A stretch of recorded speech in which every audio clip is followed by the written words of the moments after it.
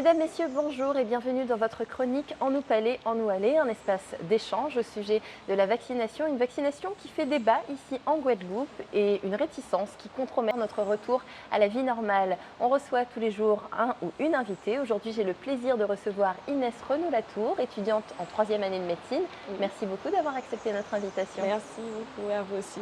Alors Inès, tu es vaccinée. Quelles sont les raisons qui t'ont motivée pour passer à la vaccination ?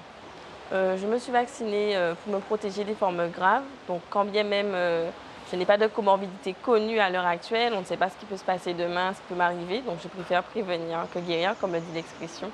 Et c'est aussi pour protéger les autres, diminuer en fait la transmission. Et de par mes études, donc je serai au contact des patients et je ne veux pas prendre de risques avec eux.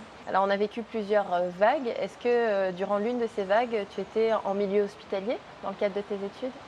Lors de la deuxième vague, nous avions stage à l'hôpital.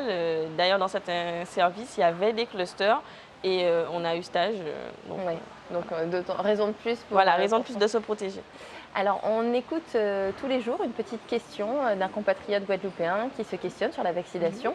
Je te propose qu'on écoute. Est-ce que le vaccin, ça protège pour toute la vie?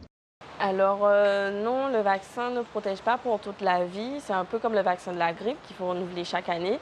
Parce que donc, le vaccin, l'objectif, c'est de fabriquer des anticorps, donc des petits éléments dans le corps qui vont nous aider à lutter contre l'infection. Mais en fait, ils ont une durée de vie limitée. Donc, on doit les refabriquer. On ne sait pas encore exactement combien de temps ils vivent.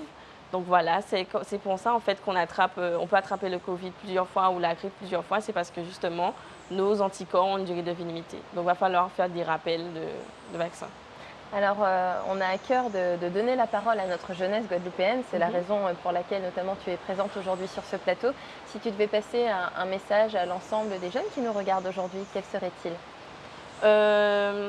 Je leur dirais qu'il ne faut pas hésiter, que certes, comme je l'ai dit au début, on est bien portant, mais on ne sait pas. Et pour la famille, les grands-parents, les mamies, les tatis, on sait qu'ils aiment bien continuer à nous fréquenter, sauf qu'il ne faut pas prendre de risques et se dire que c'est trop tard. Une fois que la personne elle est malade, on se rend compte que c'est grave et que c'est nous qui l'avons contaminée. Donc n'hésitez pas, même si vous êtes jeune, à vous faire vacciner. Voilà. Et le petit slogan de l'émission ? Vaccin là, c'est seule solution Nouni. Merci beaucoup Inès, merci à vous chers téléspectateurs. On se retrouve demain pour une nouvelle chronique.